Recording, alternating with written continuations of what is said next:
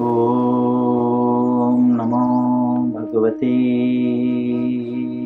वासुदेवाय।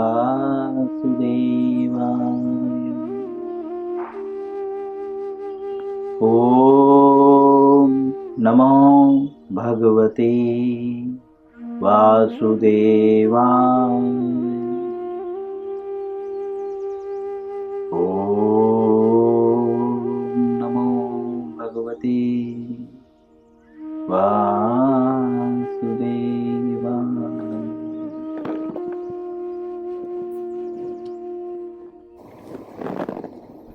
श्री कृष्ण लीलामृत पुरुषोत्तम भगवान पुस्तक का नाम है। अध्याय 35। अध्याय का नाम है गोपियों का वियोग। शब्द तो वियोग है ना।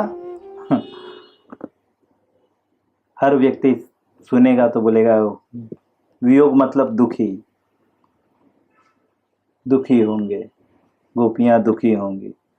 लेकिन हम कल अंदर घुसे तो क्या पता चला, ये वियोग में आनंद है, ये अलग प्रकार का वियोग है ना।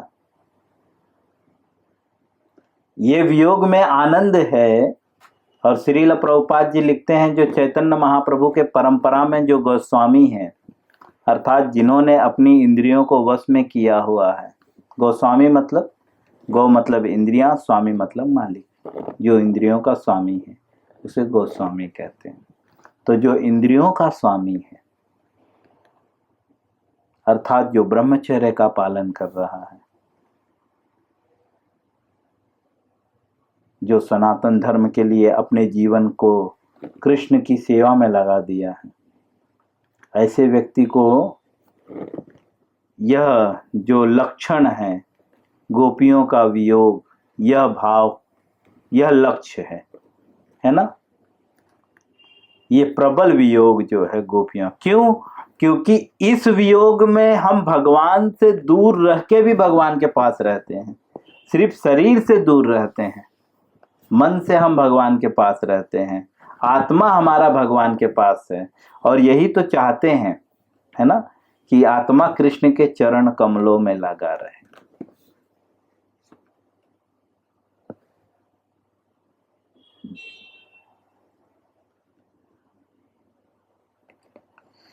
छठ गोस्वामियों का श्रील प्रभुपाद जी उदाहरण देते हुए कहते हैं कि छठ गोस्वामी बहुत साधारण साधु की भांति रहते थे, लेकिन आंतरिक रूप से उनको भगवान से बिछुड़ने का वियोग था। और उस वियोग के कारण वे दिव्य आनंद की प्राप्ति करते थे, या उन्हें होती थी, और या तो होने लगी वियोग के कारण। लेकिन वियोग पैदा कब होता है, वियोग का जन्म कब होता है? तो मैंने कल बच्चे का उदाहरण दिया था, ठीक है। जब बच्चे को पता चलता है ना, कोई बच्चा जैसे मंदिर में आते हैं, बच्चे खेलते रहते हैं, हाँ, खेलते खेलते माँ कभी कभी कहीं और चली जाती है। और जब बच्चे को पता चलता है कि मैं किससे दूर हो गया हूं, कृष्ण से, अपने माँ से दूर हो गया हूं, दैट टाइम में उसको वियोग होता है। लेकिन भौतिक और आध्यात्मिक वियोग में अंतर क्या है? भौतिक वियोग कष्टदायी होता है ना। और आध्यात्मिक वियोग आनंददायी होता है, बस इतना फर्क है।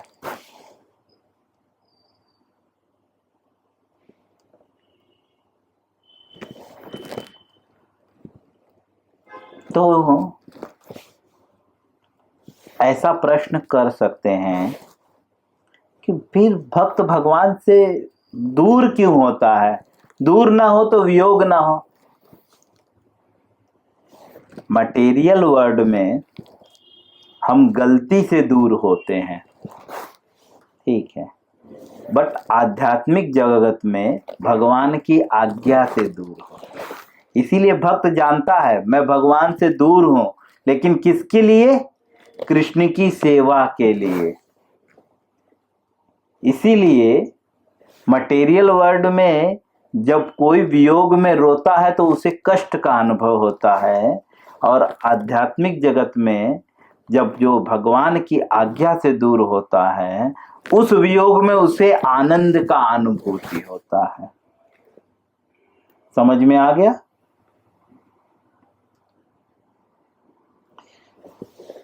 तो श्रील प्रभुपाद जी कहते हैं कि जो चैतन्य महाप्रभु तथा उनकी गुरु परंपरा के हैं, ऐसे गोस्वामियों का यह लक्ष्य है, यह वियोग। लेकिन यह वियोग में हमें आनंद कब मिलेगा? जब हम गुरु के पद चिन्हों पे चलेंगे, गुरु परंपरा से जब जुड़ेंगे। परंपरा से जुड़ने हेतु जो है हमें, बहुत सारे लोग मंदिर में आते हैं, हम तो इस्कॉन से जुड़े हुए हैं, ले उनका जुड़ने का मतलब आए मंदिर में घंटी बजाए प्रणाम किए चले गए, जुड़ना उसे नहीं कहते हैं। जुड़ने का तात्पर्य जैसे प्रतिदिन किसी भक्त के साथ में आपका आदान प्रदान होना चाहिए, उसे जुड़ना बोलते हैं। श्रील प्रभुपाद जी अब आगे हमें समझाते हुए कहते हैं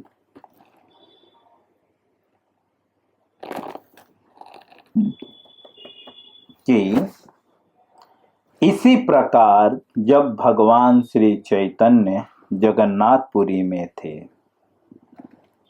तो वे राधा रानी की भूमि वे राधा रानी की भूमिका राधा भाव संपन्न करने हेतु श्री कृष्ण के वियोग का अनुभव करते रहे। जो लोग मध्व गौड़ीय संप्रदाय की गुरु परंपरा के हैं, उन्हें श्री कृष्ण के वियोग का अनुभव सदा करना चाहिए। हम लोग कौन से संप्रदाय से हैं? ब्रह्म गौड़ीय वैष्णव संप्रदाय। हाँ, वही यहाँ पे मध्व गौड़ीय संप्रदाय से, ब्रह्म मध्व गौड़ीय संप्रदाय। हाँ, अर्थात ब्रह्मा जी से मध्वाचार्य से जो है चैतन्य महाप्रभु और ऐसे हम आते हैं। तो श्रील प्रभुपाद जी लिखते हैं जो मध्व गौड़ीय संप्रदाय से, ज्यादा लंबा नहीं लिख सकते तो शॉर्टकट में लिखते हैं। तो मध्व गौड़ीय संप्रदाय के गुरु परंपरा के हैं कौन लोग? जो लोग मध्व गौड़ीय जो संप्रदाय के गुरु परंपरा से हैं, उन्हें श्री कृष्ण के वियोग का अनुभव सदा करना चाहिए। लेकिन हमें है भगवान से वियोग का अनुभव? हम डेली अनुभव करते हैं भगवान से वियोग का? नहीं। कारण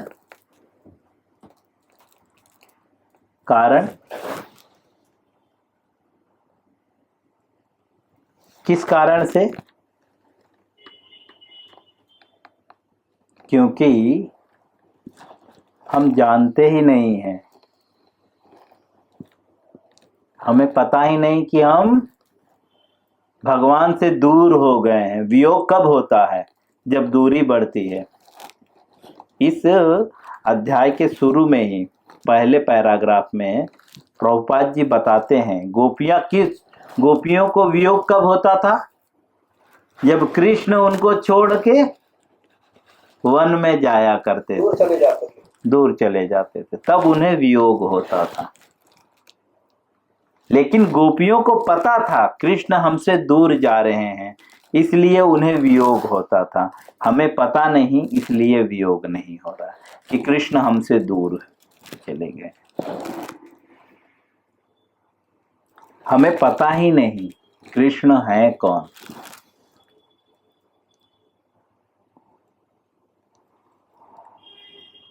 हम तो कृष्ण को खिलौना मान बैठे।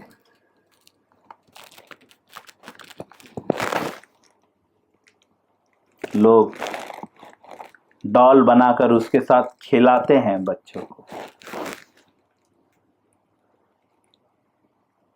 उसको खेलने के लिए देते हैं। खेलते रह बेटा, बेटा उसको पटकता है, उस पे लेटता है, कूदता है। हम उसको खिलौना बना चुके हैं।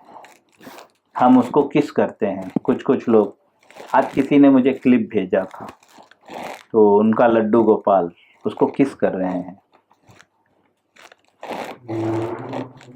तो हमने उन्हें एक आम इंसान बना दिया जो कि भगवान नहीं। क्यों ऐसा कर दिया? क्योंकि हम जानते नहीं। क्यों? जानने की प्रक्रिया क्या है? क्यों हम नहीं जानते हैं? क्योंकि हम प्रक्रिया से नहीं जुड़े हैं। जानने के लिए क्या करना होगा? कब हमें तत्व दर्शन होगा? जब हम गुरु के पास जाएंगे। गुरु के पास जाने की प्रक्रिया क्या है? जब हम तत्विधि पढ़ेगा। बोलिए, पूरा बोलिए।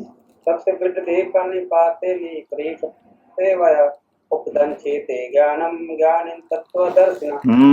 जब हम गुरु के पास जाकर उनकी सेवा करते हुए उनसे जिज्ञासा करेंगे, जो हम नहीं करते।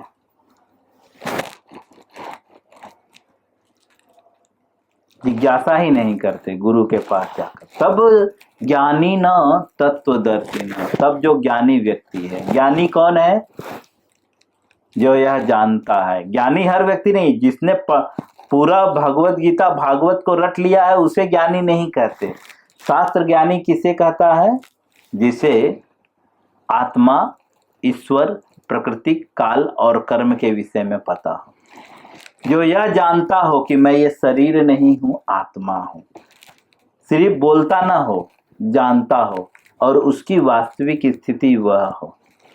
क्योंकि जो यह जानता है कि मैं शरीर नहीं हूं, आत्मा हूं, तो उसके लक्षण क्या होते हैं? त्रय तापों के होने पर भी वह विचलित नहीं होता। यह लक्षण होते हैं। त्रय ताप मतलब 3 प्रकार के ताप होते हैं। हम रामायण में सुने हैं, दैहिक, दैविक, भौतिक ताप।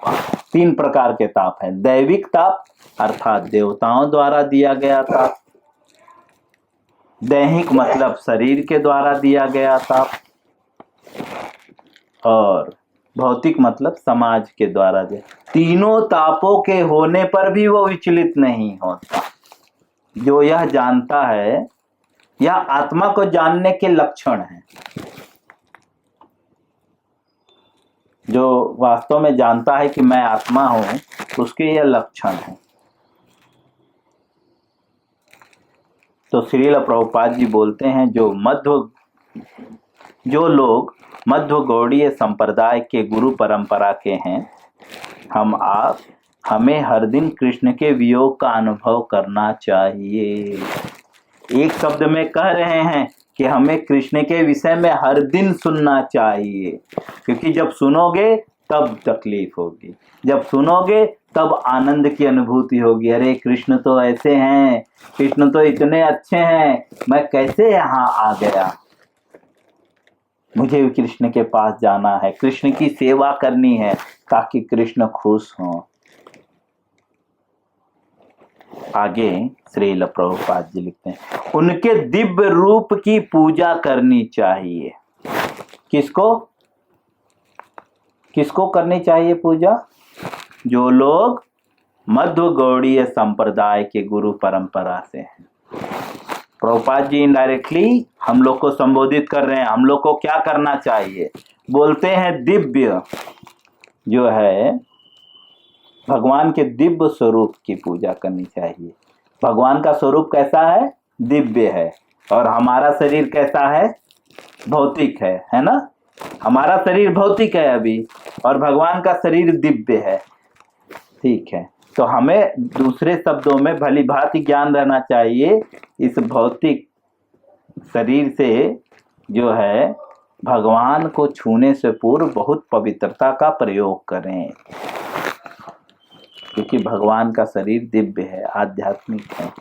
श्रील प्रभुपाद जी आगे लिखते हैं, और उनके दिव्य उपदेशों को, उनकी लीलाओं, गुणों तथा उनके पार्षदों संगियों के विषय में बातें करनी चाहिए। ये अनुभव कब होगा? श्रील प्रभुपाद जी लिखते हैं, जो मध्व गौड़ीय संप्रदाय के गुरु परंपरा के हैं, उन्हें जो है इस कृष्ण के वियोग का अनुभव करना चाहिए। और वो अनुभव कैसे होगा? तो उसका उत्तर देते हुए कहते हैं, उनको उनके दिव्य रूप का पूजा करना चाहिए, उनके दिव्य उपदेशों को, लीलाओं को, गुणों को तथा उनके पार्षदों तथा संगियों के विषय में बातें करनी चाहिए। समझ गए? उत्तर मिल गया। घूम फिर के बोल रहे हैं, श्रवण बहुत महत्वपूर्ण है। और श्रवण किससे करना चाहिए? गुरु से, है ना, जो आध्यात्मिक चेतना में लीन व्यक्ति हो। समझे? जो कहता भी हो और करता भी हो,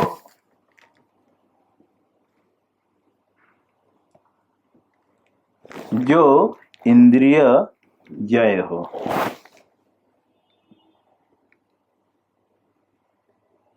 अर्थात जो गोस्वामी हो। श्रील प्रभुपाद जी कहते हैं, आज चैतन्य महाप्रभु भी कहते हैं ना, चैतन्य महाप्रभु बोलते हैं, जो कृष्ण तत्ववेता है वही गुरु। गुरु कौन है? जय कृष्ण तत्ववेता से ही गुरु है। बोलते हैं, चाहे वो विप्र हो चाहे शूद्र हो। भगवत गीता 2 अध्याय के 8वें श्लोक के तात्पर्य में श्रील प्रभुपाद जी वह श्लोक कोड करते हुए कहते हैं। मैं आपको वो बता भी देता हूँ।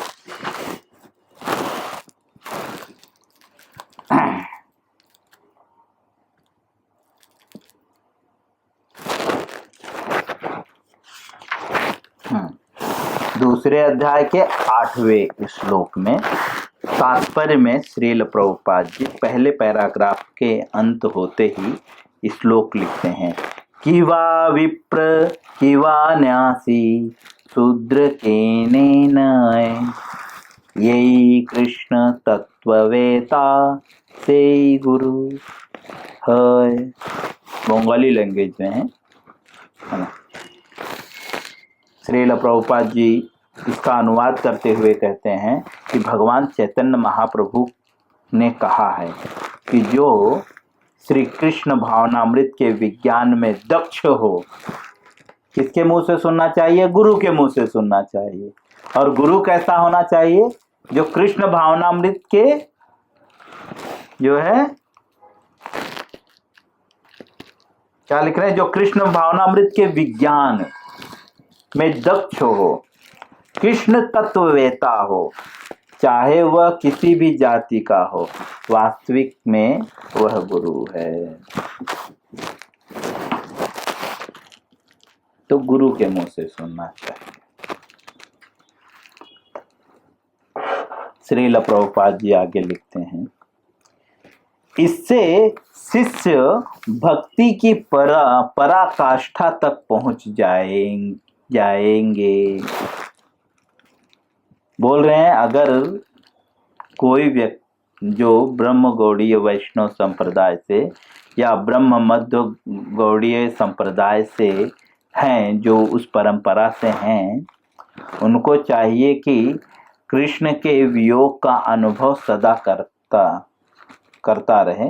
यह कैसे संभव है? तो बोलते हैं भगवान के रूप का पूजा करना चाहिए, दिव्य स्वरूप का, उनके विषय में उनके उपदेशों को सुनना चाहिए, उनकी लीलाओं को सुनना चाहिए, और उनके पार्षदों के भी विषय में सुनना और बातें करना चाहिए। इससे क्या होगा? ये सब करने से क्या होगा? तो उत्तर देते हैं, इससे जो है शिष्य मतलब जो गुरु के मुख से सुन रहा है उसे शिष्य कहते हैं। शिष्य जो है भक्ति की पराकाष्ठा तक पहुंच जाएगा, मतलब वह शुद्ध भक्ति को प्राप्त करेगा। कृष्ण भावनामृत की पूर्णता इसी में है। बोलते हैं कृष्ण भावनामृत की पूर्णता किसमें है? अर्थात अगर आप कृष्ण भावनामृत में पूर्ण होना चाहते हैं, दूसरे शब्द पूर्ण का मतलब परफेक्ट होना चाहते हैं, अगर आप कृष्ण भावनामृत में परफेक्ट होना चाहते हैं तो क्या करना होगा? तो बोलते हैं भगवान के दिव्य स्वरूप की पूजा करनी होगी, भगवान के दिव्य उपदेशों को सुनना होगा, उनके लीलाओं को सुनना होगा, उनके गुणों को सुनना होगा, उनके पार्षदों और संगियों के विषय में बातें करनी होंगी। भगवान के पार्षद मतलब भगवान के जो शुद्ध भक्त हैं। भागवत है क्या? भागवतम भक्तों की लीलाओं का वर्णन है, भगवान और भक्तों के बीच में जो लीलाएं होती हैं, खासकर भक्तों की लीलाओं का वर्णन है।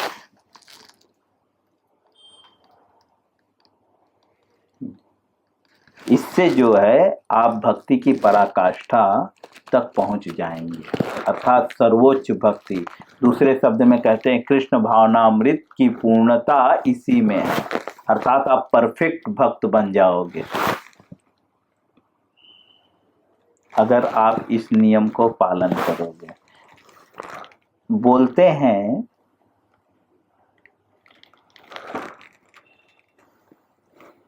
सदा करना चाहिए। सदा शब्द का प्रयोग, अर्थात हर दिन, प्रतिदिन। ऊपर ना दिव्य वियोग का अनुभव सदा करना चाहिए, और इसको करने के लिए ये सारी चीजें सदा करनी चाहिए। श्रील प्रभुपाद जी आगे लिखते हैं, कृष्ण भावनामृत की पूर्णता इसी में है। किसमें है? बोलते हैं श्री भगवान की सेवा में लगे रहना, निरंतर वियोग का अनुभव किया जाए। बोलते हैं श्री भगवान की सेवा में लगे रहकर निरंतर जो है, निरंतर मतलब कोई भी अंतर नहीं होना चाहिए, निरंतर जो है भगवान के वियोग का अनुभव किया जाए, इसी में कृष्ण भावनामृत की पूर्णता है। मैं यहीं पे विराम करूंगा, इसके आगे हम कल पढ़ेंगे। हरे कृष्णा।